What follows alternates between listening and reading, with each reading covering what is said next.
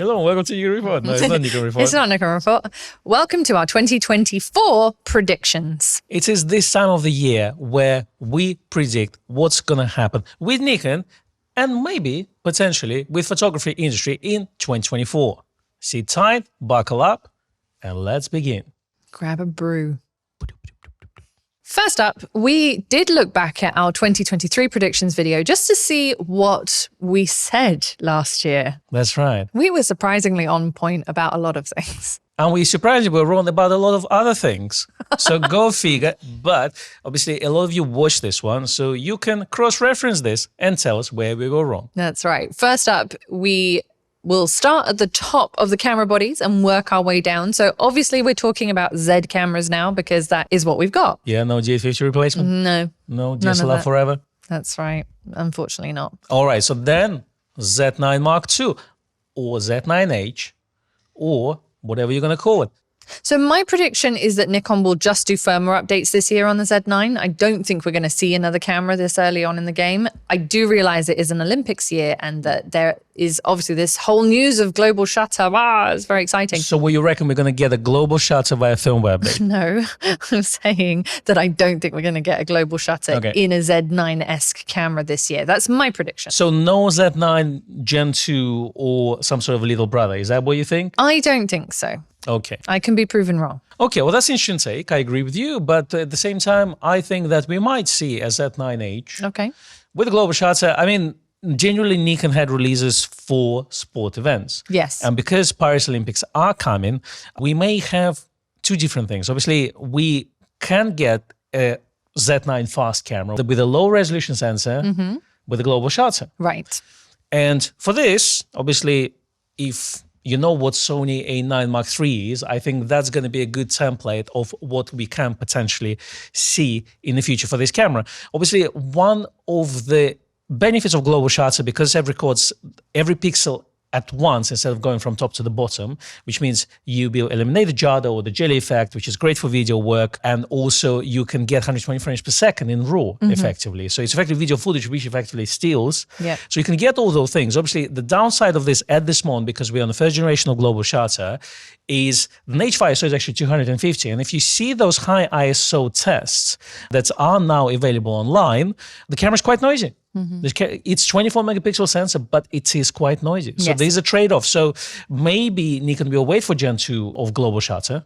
You know, maybe they'll do, maybe they won't. We will see. But it may potentially happen.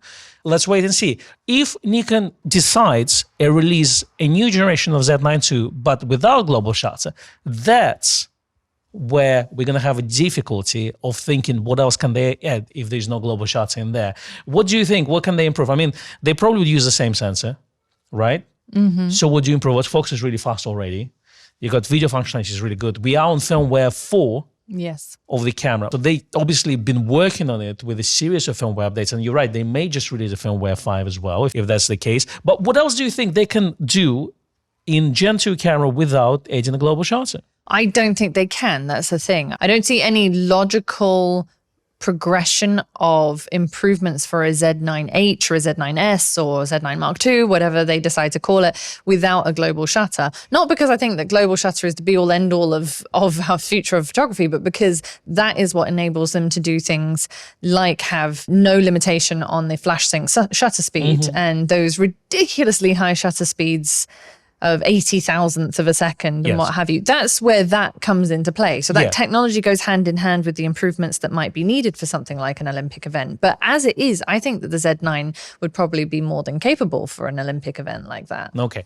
Another speculation could be a Z1 camera, the mother of them all, really, you know, and that could be its own thing, which instead of, let's say, Z9H, they could call it Z1 as well. Sure. You know, as an option. And then it would still need a global shutter. It will still need a global shutter, absolutely. And then all Z9 users decide that I had a, flagship. Now I have to upgrade to a newer flagship. It's definitely a tough choice. I don't know if the Nikon have released themselves into a corner, if you know what I mean, with the numbering system or how they've decided to do their releases. But I do know that whatever they decide to do, it is going to be appreciated by the photographic industry at large, but also by Nikon users. So what you're saying is they almost shot themselves in the foot by being too good. Almost. Very interesting. Okay, well, then we move on to a replacement of Nikon Z8. Are we going to see what? No. Good. That's the end of it. That's going to be the shortest segment that I have to do, in a timeline where you have to do the chapters. Yes, That's exactly. Right. Now let's move on to Gen 3 cameras, and obviously we have Z6 and Z7 cameras. Shall we start with Z7 since we're going kind of from top to the bottom? For sure. What do you think Z7 Mark III can be? I think that you and I are going to agree that a Z7 Mark III would potentially have a higher resolution sensor with some of the more high-speed features stripped out of it so that it doesn't compete with the Z8, Z9 in any way, but becomes almost its own thing in its own space of high resolution, landscape, fine art photography, portrait photographers, anyone who needs to do fine detail reproduction, etc. And then that will also hopefully make the price point not too close to the Z8 because they won't add a whole bunch of extra features in there. Potentially, also, they might go 45 megapixels with pixel shift.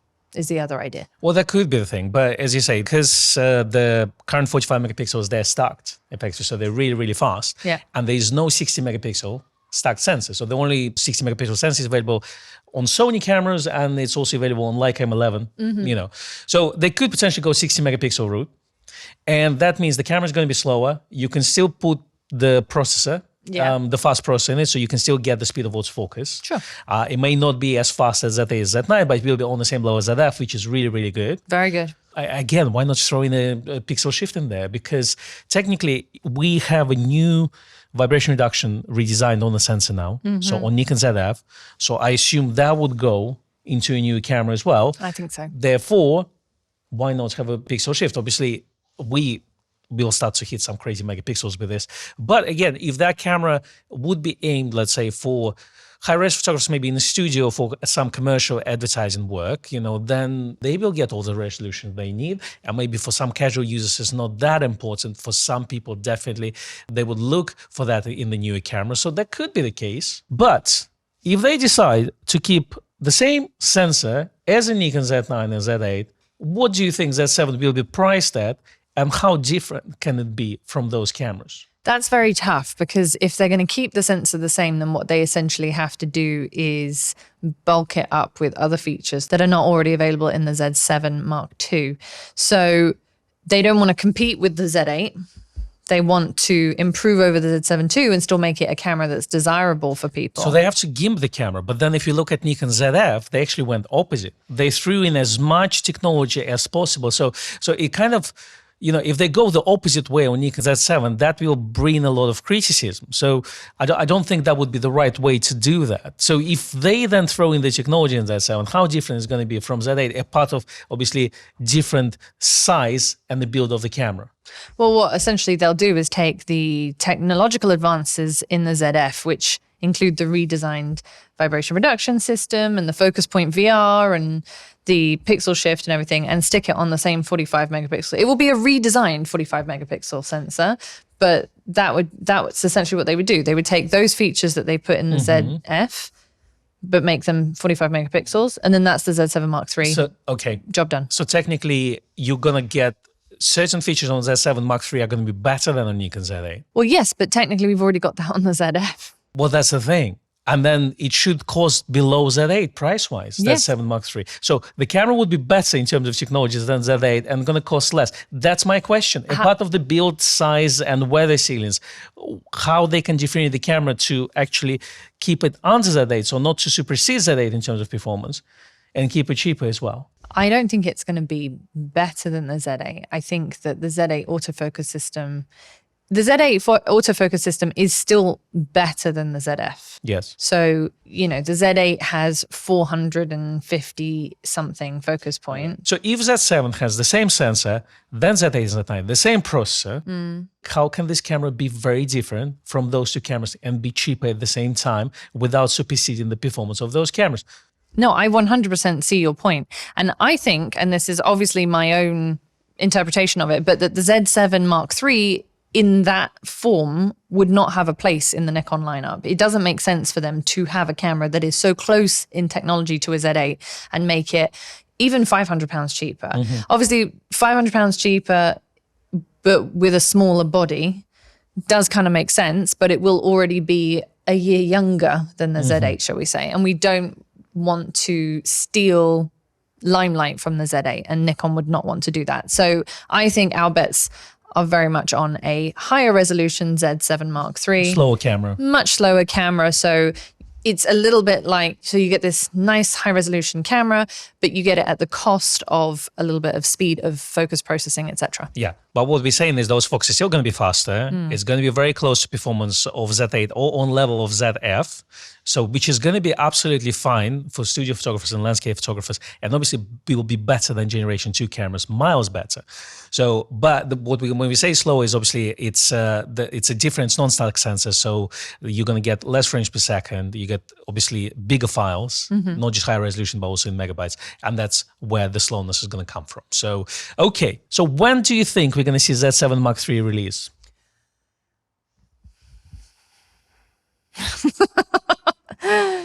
I had originally placed my bet on next autumn. Okay. But I think you think it's sooner. Well, I don't know. I personally think that we will see Z6 III sooner, and then we will see Z7 III at a later stage, but maybe within 3 months or so. Okay. It could be simultaneous release, but I think because they're going to be different cameras, I would really part them out a little bit, even let's say a month's difference, just for each camera to have its own limelight. So, that's what I'm thinking, So, but I think that if Z6 III in the first quarter of the year, so before the end of the financial year or literally April time. Like straight after. Exactly. Then Z7 Mark III will follow within, let's say, 1 to 2 months, Sure. And I quite like that pattern of release because it's always been odd to us to have a Z6 and Z7 and then Z6 II, Z7 II release at the same time. Nikon had never really done that before, where it was a simultaneous launch of both cameras. And I think that those cameras, now that mirrorless has established itself a bit more, they have enough in their own right to be of interest to a large market of people. So I do think they don't need to share the limelight, as you say. So that brings us to the Z6 III. Yes. So the Z6 III we think is what now? Well, there are two options in terms of sensor choice. It's either 24 megapixel sensor, but maybe obviously updated, stack to very fast readout. Right. Or we're going to go to 30 megapixel plus, or something like 33 megapixel, which is Sony sensor is available with that resolution, which is still good in low light, which is still very fast. And then we throw in everything we have in Nikon ZF right now. Okay. So effectively that technology that trickled down from Z9 to Z8 and from Z8 to ZF. So XP 7, very fast readouts. I think, we may even see 8K, who knows? Because for that, we will need 33 megapixel sensor, Right. So, and obviously, because it's a small bump realistically over the 24 megapixel sensor. So effectively, let's say if 24 megapixel sensor is about 6,000 pixel wise, then the 33 would be about, technically something like 7,700 pixels or so, So good jump, enough for 8K. As long as we have a big buffer, as long as we have processor to allow for this, I think we're going to have a great time and obviously keep the low light going, which means all the Gen 2 Z6 users would jump on it and would be really, really happy. Yes, I think that having both the Z6 III and the Z7 III jump a little bit in resolution will make a huge difference both to existing Z6, Z7, Z6 II, Z7 II users, but will also bring a whole host of new people into the Nikon fold.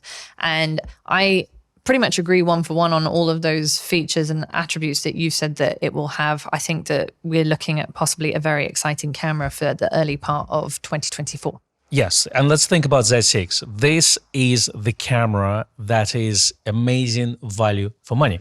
So when Z6 released, it was a great 4K camera. The video was better than on Z7. Yep. It's sharper, so videographers went this way. You could even get a RAW support if you send your camera to Nikon, and it would update it for you. So then you can attach all sorts of ninjas and record the raw files on That's right, yep. So you could do that for video work. So I'm thinking that as a value for money, Z6 Mark III has to get that 8K bit, which is going to be a good selling point under that price range. Yeah. And obviously, Nikon now has really good video functionality for video work via film updates that they've done with Nikon Z8 and Z9s. So in terms of this, once you add those features, it could be the camera aimed at videographers. It could be a camera aimed for sports photographers on a budget because it's going to be really fast, really good high frame rate at smaller resolution. And it's also Z6 is technically in mirrorless system is the best camera in low light as well in terms of noise levels. Yeah. If we can keep the low light on the same level as 24 megapixels but increasing the resolution, then we're going to still have that camera for low light photography that they were craving for. So, so if Nikon Z6 Mark III will hit all those points, all those highs, it will be technically the ultimate camera from Nikon because it's not just it does everything, but it also has the right price. Because price-wise, it's not going to be expensive in Z8 and Z9. And for a lot of people, they would choose Z6 Mark III over Z7 Mark III for that specific reason. So, and bump in resolution hopefully will add this 24 megapixel dominance, that's been reigning here for decades, really. Doesn't mean it's bad. Obviously, we both use ZFs and they produce really nice images. But I think it's time for us to slightly improve on that. And so you reckon that we will see a Z6 III either at the end of this financial quarter, which is March, or the beginning of the next financial year? Yes. So the rumors say that the camera was supposed to be released in 2023. We heard it a few times. Yes. So that means that probably camera is ready. And then it's ready to go and Nikon is waiting for the right time. So I think potentially announcing the first quarter of the year from anywhere January to March, and sometimes Nikon used to announce things in March, so the sale starts in April to boost their financial year, beginning of financial year. Clever. So it could be that as well, but I think it's going to definitely happen in the first quarter, and if not, the first 6 months of the year. And there you have it. And now the camera announcement you've all been waiting for. So Z5 Mark II, is it yay or nay for 2024? I really hope it's a yay. For the Z5 entry into full frame users, I hope that it exists. But I will say they don't need to do much to it in order to just bump it up a little bit. It actually is a fantastic camera, and I don't necessarily feel that it needs a major improvement or a major change in order to it just needs a little bit of updating. Yes, what's interesting is this year we hit price-wise a big milestone with this camera. We went under £1,000 or $1,000. That's right. In the UK, on recent Black Friday sale, was going for under £900 for the body only, which is incredible value for a new mirrorless system. It really is. So the question is really, what Z5 Mark II can do over Z5, where it can be better. We also have Z6 Mark II, which once replaced, will still be sold by Nikon. Yeah. And maybe they will lower the price because Nikon tends to sell their old-gen cameras after release on new one and kind of run two generations one by one. Yeah, they do a bit. So where does Z5 Mark II, we'll see it in this case? It is an interesting question. I think Nikon will surprise us one way or the other with this camera. And although I feel like we are predicting a lot of cameras to occur this year, whereas historically, at least in the last couple of years, we've only seen 2 camera releases per year, I'm hoping that 2024 is the year of big things for them. So if they do bring out a Z5 replacement, I think it would be towards the end of this year, but I hope that it would take basically the innards of the Z6 II with a few extra features in it. Exactly. Release it as a Z5 Mark II. Yep. Keep it at that like £1,000 price mark so that on sale it drops just below, makes it accessible for people who want to move to full frame. And I think that you're golden. I agree. I don't think we'll see a Gen 3 technology in Z5 Mark II because throughout the year, they won't hit that level in terms of cost of production to bring that technology so down to make it so inexpensive. I agree. If you look at the Nikon DSLR range, cameras like D3000 and D5000 series were updated every year, and it was basically a rehash of the same camera with a new number on it. So I personally think that you're absolutely right. We're going to see a Z6 II with Z5 badge on it, priced differently, with the new bells and whistles added, which are going to be mostly cosmetic. But then the idea of this camera is not to push the technology, but to keep the price down to a certain minimum and not go over it.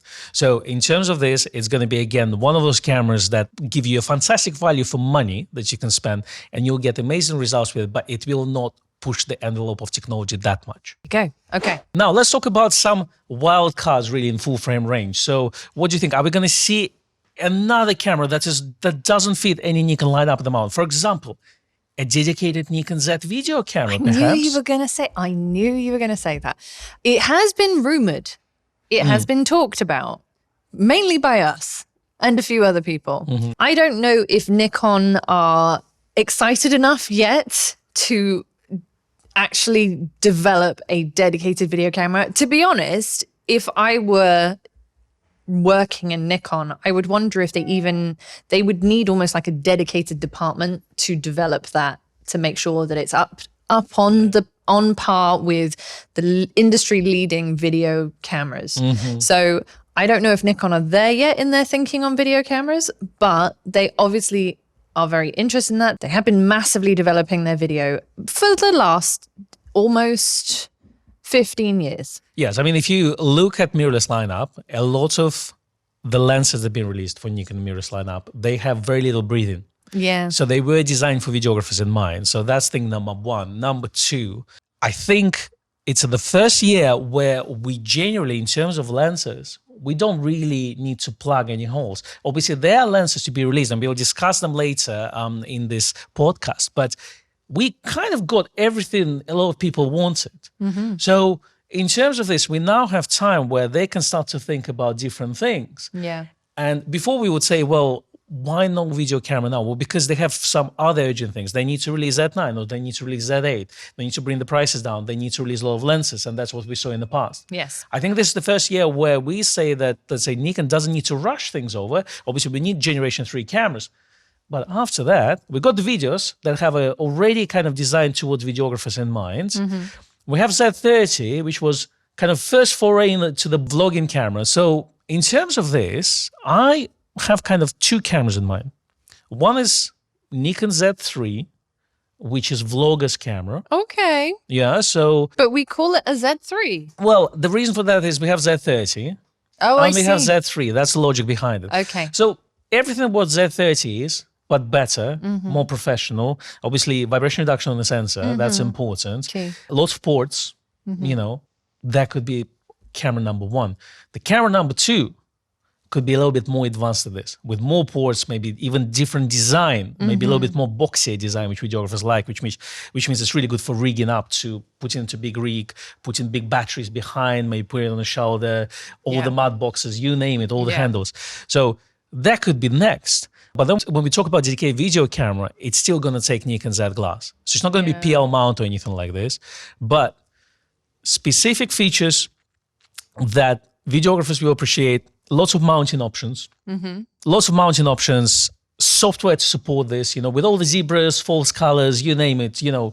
So that could be an option. I think it's the first year we can say that Nikon can venture into the side of things freely without plugging some other holes and or putting the other fires. Sure. I do think that the Z6 III might have enough of that to almost call it like the first Z mirrorless camera to really have videographers in mind, because I feel like that is the one with that sensor that could produce 8K that makes it realistic. But I realize what you're saying is like, because it would still shoot stills, right? Yeah, it could be a Z6 III, but in slightly different form factor aimed for videographers, if you see what I mean. Yeah, so it would have to be a different shape. Exactly. So if you look at Sony dedicated line of cameras, FX series, yes, you know, that's exactly what Nikon needs to do. You know, and it's technically we'll share a lot of specs from those cameras, but then it will be aimed at videographers for specific videography features, because Z6 Mark III should really address stills photography crowd first. Sure. You know, and in terms of this, there's slight difference that where, let's say, still photographers would prefer over video functionality, and videographers will need a slightly different form factor to get their functionality going. Indeed. Do you agree with me? Do you think it could be the year that Nikon gets into the video side of things? Or you think that they'll just continue with their line of cameras and they won't introduce, they will say that, well, we have video functionality now, stills cameras, so use that? I'm more inclined to say the latter, but that's not to say that they won't do that. I do feel like them doing the same thing over and over at some point is going to stagnate them a little bit, and that they should definitely branch into new types of camera realm. So I don't think you're at all off the mark. I just don't know how soon they're going to get there. Yeah, I think in my opinion, Nikon shouldn't replace anything with it. It should be its own thing with its own functionality and features, and it should replace anything that is in the current Nikon lineup, because current Nikon lineup is very, very good. It's going to be additional camera, which then can add a lot more people using other brands into the Nikon system. Yes. All right. Good. Now let's move on to DX cameras. So if we're again working from the top down, we've got the ZFC technically at the top. I don't think we're going to see a replacement for the ZFC at this point. Okay, what about Z50? Z50 is one that I really want to talk about. Yes, I was surprised that we didn't see the update of Z50 Mark II in 2023. That's right. It came out back in October 2019. 4 years ago. 4 years ago. Technically, ZFC was an update of Z50, but in a different form factor. Indeed. But I think it's time for us to see the latest and greatest technology in the new cameras. Now, what kind of technology they can have now in the DX lineup? So what I feel is the way forward for Nikon and DX, and I think Tom Hogan's spoken about this before as well, but the Z50 was supposed to be kind of the slightly higher end DX camera. ZFC is its own retro thing, and then the Z30 was your entry level. That's the concept behind it. So if the Z50 is supposed to be a higher end DX camera, then we're actually comparing it to not Nikon's DSLR equivalent D7000s, but closer to the D500s. Yes. So I don't think that they're necessarily going to go full pro with the Z50 because it will then make it cost. What's it? Cost prohibitive? Yeah. No, thank you. Because I'm English. It will make it cost prohibitive if they do that. However, I do think there is a happy medium between them. So we want hopefully a bit more resolution. Just a little bit. 24 megapixels is fine on DX sensor. Yeah, do you think we finally will see that? Well, we had it, and then we got 20, and then we haven't moved off 20 for quite a long time. I think we need it. We desperately need it because we have this sensor since D500 release, which was released back in 2016. So we are in 2024. It's been 8 years. I think it's a good time to update the sensor. It is time.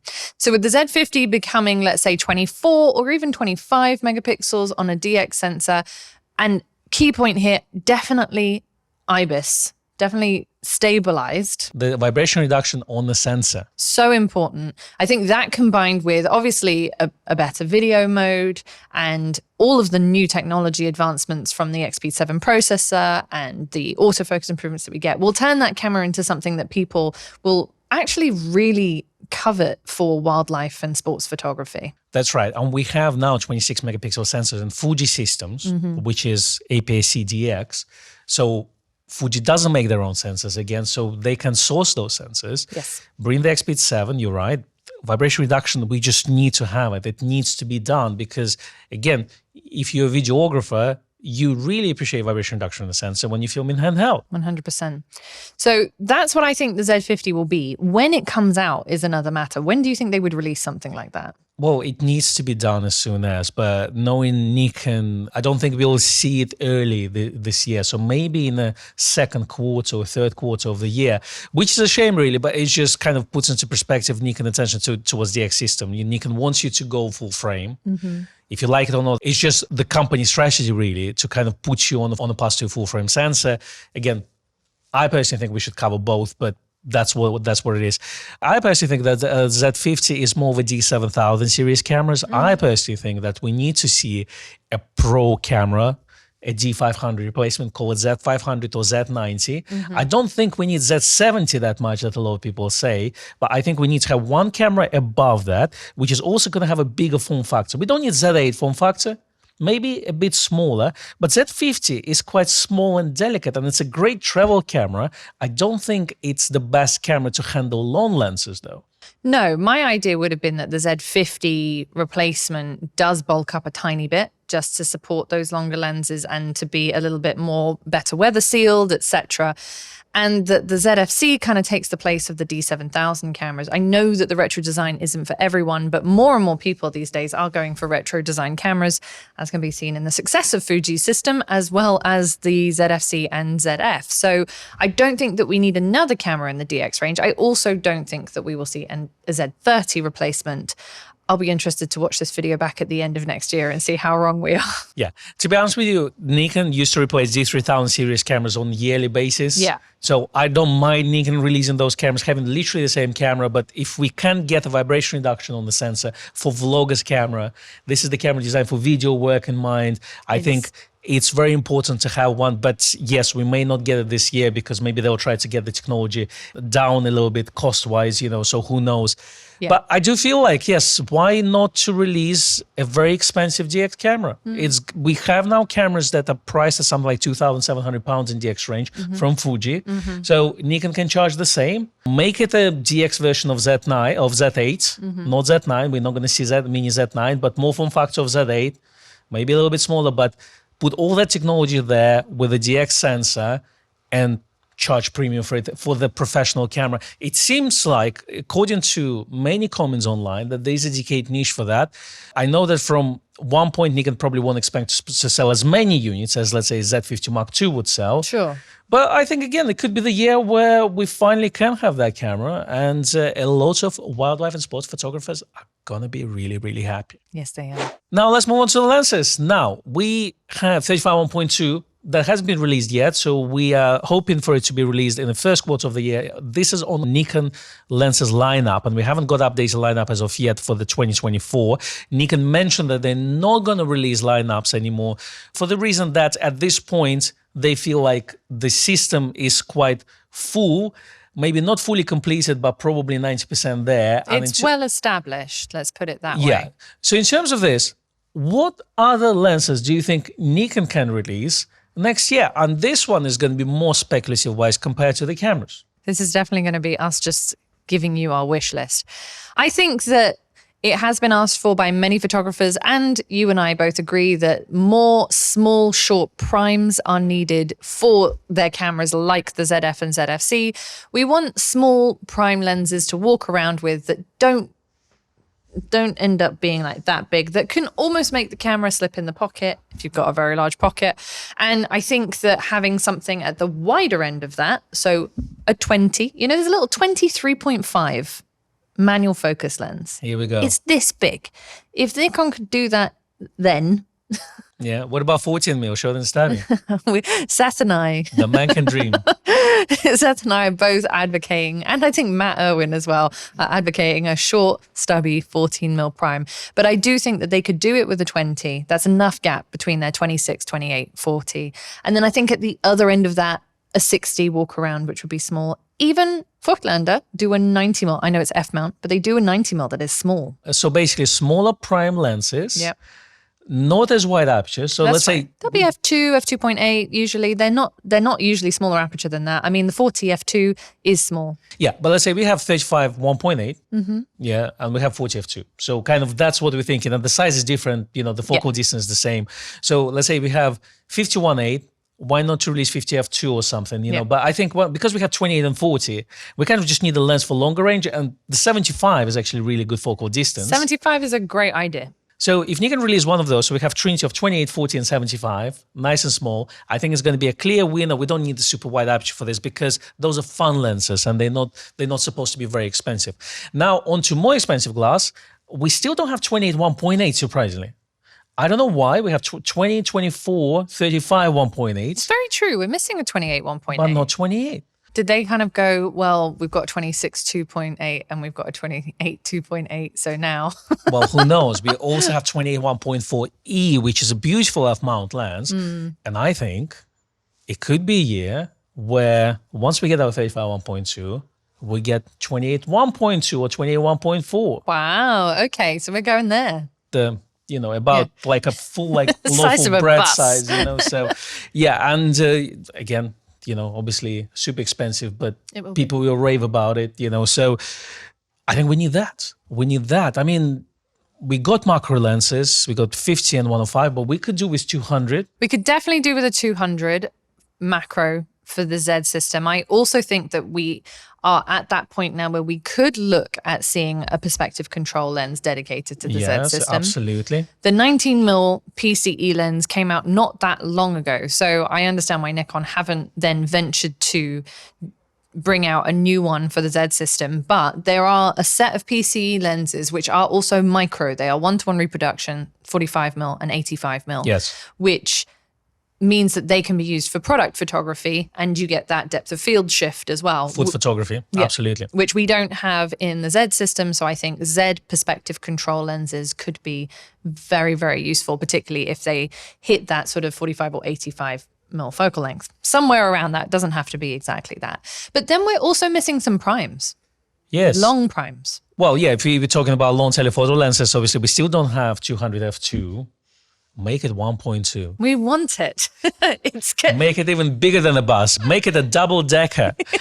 300 and 500. Obviously, Nikon decided to do 400, 600, and 800. They did. There's still people say that I want 300 and 500 mil, but obviously Nikon said to us that, well, actually the focal distances are so close that there's a reason why we went with those. But, you know, since it's a year where we don't need to plug the holes, you know, why not release 200? I think is the most kind of the one that I personally want.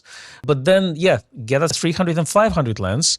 Do we need anything else? Do we need? The only thing I would say is, so there are two other areas that we haven't covered. One is DX lenses. Yes. So obviously we now have 12-28, 16-50, 50-250, 18-140.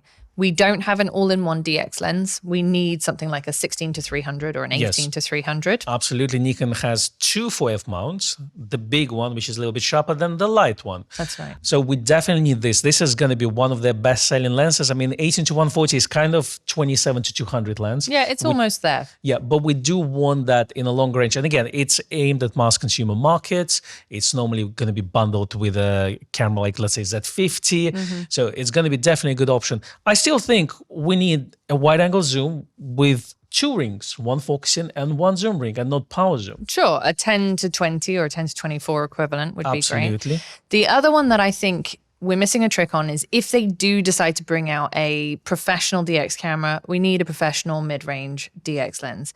In the olden days, we had the 17-55 2.8. Then it was replaced out by remarkably sharper 16-80 f2.8-4. Yes. So if we had a 16-80 f2.8-4, I don't think it actually needs to be a 2.8-4, but if we could have a 16-80 2.8 that's not too big in the Z line. It's a difficult one, and I think we're going to see a variable aperture zoom. We're not going to see a proper 17-55 2.8, and just based on Nikon's strategy of converting everyone to full frame. For sure. If you think about when 17-55 came out, it came out about maybe 12 years ago, maybe more. So it came out around the time, I think, when D200 came out or so. Correct. So in terms of this, they haven't replaced it since then. And there's a reason for that. Yeah. So because full frame cameras came out. So in terms of this, I think if we get something like 16-80, 2.8-4, that's probably going to be the best solution for that. Sure. Keeps the size down as well. Yeah. And to be honest, optically, we did do comparisons at the time, and the 16-80 was sharper and faster to focus than the 17-55, just because of the age of the technology. And Nikon have advanced enough now that they can make exceptional lenses with variable apertures. So the variable aperture thing isn't really a deal breaker, I don't think.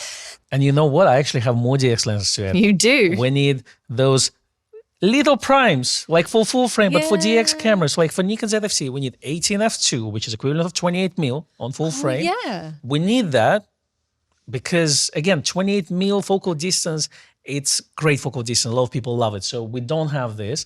We have 24-1.7, which is equivalent of 35 millimeters. We have it now. That's true. But back in the F-mount days, we have 35-1.8, which was equivalent of 50. Yeah. So if we get 18 f2 and we got 35-1.8, I think we are covered on DX range really for kind of small prime lenses to pair with your Z50 or Nikon ZFC. There you go. All right. What about zoom lenses for full frame? I think that we're pretty well covered on zooms. Especially on mid-range. I mean, okay, let's talk about ranges. Ultra-wide angle, we've got 14-30, 14-24. I think two lenses plenty, really. You've forgotten the 17-28. I didn't. I just chose to ignore it. In mid-range, we have 24-70, 24-50, second 24-70 2.8, 24-120, and the one I forgot, which is 28-75, or chose not to mention. And then long range, we got 70-180, 70-200. Technically, there's 7300 from from the producer of 70 to 180. So we've got quite a few lenses, and then we have all-in-one, which is 24 to 200. Nikon has 28 to 300 for f-mount, so they can potentially release another one of those. And back in the day, Nikon did release quite a few all-round lenses. We had like 3 versions of 18 to 200, and then 2 versions of 18 to 300 for DX. And then how many 28 to 300 do we have? Just one, but we had lots of 24-200s and 24-120s. We had 2 28 to 200s and 1 28 to 300 for full frame. So I don't mind if Nikon will release something like 24 to 300, which is not going to be as good as 24 to 200. But again, it's aimed at consumer market for travel photography. Sure. I think then at the longer end, we're now covered by the 100 to 400, the 180 to 600, and then our long primes, as we talked about. I wondered at one point if they were going to do a Z equivalent of the 180 to 400 Pro lens or the 120 to 300 f2.8 Pro lens. These are f-mount lenses. They are for serious photographers. They're not for amateur photographers at all. And I think that there is a market for them for professional Z photographers, sports model photographers who don't want to buy f-mount lenses now. I think those are future. I don't think those are 2024 release, but with the Olympics coming up, you never know what Nikon will just like throw into the mix. And if you forgot something or you have more suggestions what Nikon should release next year, definitely put them in the comments below. Now, I think we covered everything Nikon. I mean, in terms of accessories, we probably will see some grips, but do you think we'll ever see an FTZ adapter that can drive old AF, AFD type lenses? Do you think it's going to happen? Or shall we just let the third party roam in that space and get all the sales? I think that Nikon are not going to do it. That is the end of my answer. Well, thank you very much for joining us. That was, that was a good discussion. I have nothing more to say. Adapter. I agree with you. It's one of those kind of answers that unfortunately we don't want to give, but we think it's going to be the same way. And if Nikon decides to do that, it's going to be a surprise to us, and we will be so happy if they do this. Yes. We definitely will let you know about this, and we'll definitely shoot a lot of videos about it as well. We 100% will. Please understand that it's not our desire that they don't make an FTZ Mark III. It is just the reality of conversations we've had with various people at Nikon, and we just don't think that they consider it to be cost effective. That's the thing. It's like this conversation about Z500. I want Z500 to be out. I will never buy it because it's not the camera for me. But I want Nikon to cover all the aspects, all the market, compete with everything, and be the photographer-oriented brand that covers basically everything you throw at it. So there's always a camera or lens for anything you want to do. So obviously that's what we want to do. The reality is obviously companies have different strategies, for different brands have different strategies. Therefore, they decide what they decide to do. They do indeed. Exactly. We can talk about it and hopefully it gets somewhere. And who knows, maybe it may be taken on board. Who knows? Maybe our predictions will come true like they did with the ZF all those years ago. Or global shots. If you repeat it every year for 5 years, it will happen. Speaking of next generation technology, what do you think we'll start to see in photographic technology next year? Do you have any predictions? I am the wrong person to ask that question. I should ask you that question. Like, ISO 100, I'm like, I have no idea. Panic in my eyes. Okay, so software, AI, the basic stuff. When you get an answer, you say AI, computational photography. Well, ZF is already using deep learning technology. The deep learning, it's the 2 options: deep learning and deep tone. Obviously, they've already started including AI into their cameras. The ZF has deep learning technology, which allows the camera to actually see the scene that you're taking the picture of, and it has this sort of advanced automatic mode where the camera then adjusts the aperture and shutter speed, not just going, oh, that's the light and therefore that, but it actually looks at what your subject is. If it's a portrait, it uses a shallow depth of field and a very wide aperture, and then obviously speeds up the shutter speed to compensate for that. In contrast, if it's a subject that's moving, it tries to detect the fact that the subject is moving and uses a fast shutter speed, etc. So there's lots of AI going into our cameras already without us ever really realizing it. And I think that will continue. I don't think that is ever going to go away now. Yeah, we're going to go all deep and all learning. Is that what you're saying? That's right. That's right. All right. Well, also, I think computational photography is going to be a big part of it. And I think whoever designs a professional camera and a consumer proper camera to work like a phone will win a lot of hearts from consumer market, not us photographers. We don't won't care. appreciate that. And we're probably not going to like that and going to definitely write a lot of comments. But whoever does this will win a lot of market that is not buying those cameras at this moment because it may be a bit too difficult. You know, photography can be a little bit too overwhelming when you're just starting out, you know, so especially if you watch all those YouTube videos. They don't help you at all. Exactly. So in terms of this, I think whoever designs a camera that can work very intuitive as much as your touch phone, Yes. and produce the imagery, which may be not true to the scene you see, but looks beautiful out of the box, that would be cool. As soon as we start to get kind of up type settings where maybe you can press on the person and this person disappears, you know, those kind of things. And maybe we'll ask you to take a second shot and feel the background. As soon as we start to get a bit of content aware side of things, again, maybe it's not going to happen this year, but I can see this happening because if you can do a lot of things in camera without getting into your post-processing software, the better it is. Why do I need to buy Photoshop if, let's say, I just want to take pictures of my kids? You know, why can't I do it in camera? So that means we need, obviously, faster processes. Yeah. You know, spec-wise, they should be beefed up a little bit more to do all that functionality. But if you can get those things in cameras and very intuitive without going to the menus, but literally with a touch of a finger of the screen, I think that is going to be the next big change, not from technology point of view, not for professional photographers, but for everyone else. And again, the more cameras being sold, obviously the industry grows, it funds the development of everything else. So we need to keep that in mind. And maybe we, even if you don't like it, we still need to kind of embrace it. Embrace it. I agree. I won't be interested until it can make me a cup of tea and do the dishes for me. I agree. So it needs to have wheels and hands. That's right. It needs to be a little robot. Or firmware update. What do you think? Is that going to be a good thing? In terms of obviously global shots, so we covered this. I think we'll start to see that in stills cameras nowadays. Obviously, we had them in cinema cameras.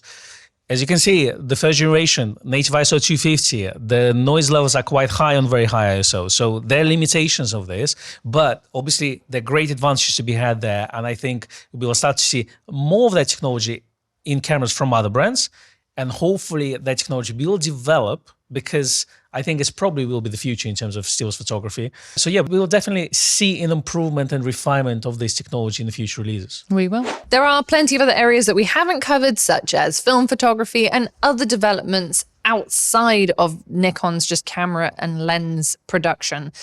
We would love to hear your thoughts about what you think is going to happen in the next year. And if there are any things that you think we've missed out, please include them in the comments below. If you like this video, give us a like and subscribe. And if you found this video super useful, there's super thanks button as well. We will see you next year. Stay safe out there. It's wild out there. We will see you next year. Go do some photography. Take some actual photographs. Let's talk less about specifications of the cameras and actually more about photography next year. At least that's what I think we should do, Becky. Okay. Challenge accepted. Tell us what you think. Bye-bye. Bye.